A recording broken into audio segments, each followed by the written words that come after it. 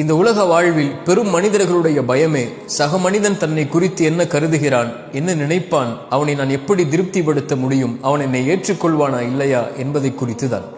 இந்த பயத்தை எவன் கடக்கிறானோ, யார் கடக்கிறாரோ அவரே வெற்றி அடைந்தவராக மகிழ்ச்சி அடைந்தவராகவே வாழ முடியும். இல்லை என்றால் உலக வாழ்வு முழுவதும் பிற மனிதனுக்காக வாழ்ந்து மறைந்ததாகவே ஆகிவிடும். இறைத்தூதருடைய உள்ளம் பிறருடைய வார்த்தைகளால் நெருக்கமானது. அல்லாஹ் கூறினான் அந்த இறைத்தூதருக்கு, நபியே, உங்களுடைய உள்ளம் அவர்களுடைய வார்த்தைகளால் நெருக்கமாவதை நான் அறிகிறேன். நீங்கள் அதை குறித்தெல்லாம் கவலைப்படாதீர்கள்.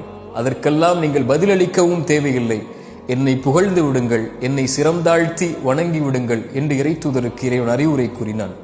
படைப்புகளை திருப்திப்படுத்துவது உங்களுடைய நோக்கம் அல்ல. படைத்தவனை திருப்திப்படுத்துங்கள். படைப்புகளை படைத்தவன் திருப்திப்படுத்துவான். நீங்கள் இறைவனுக்கும் உங்களுக்கும் நல்லவராக வாழ்ந்தால் போதும். யாருக்கும் அதை நிரூபிக்க வேண்டும் என்ற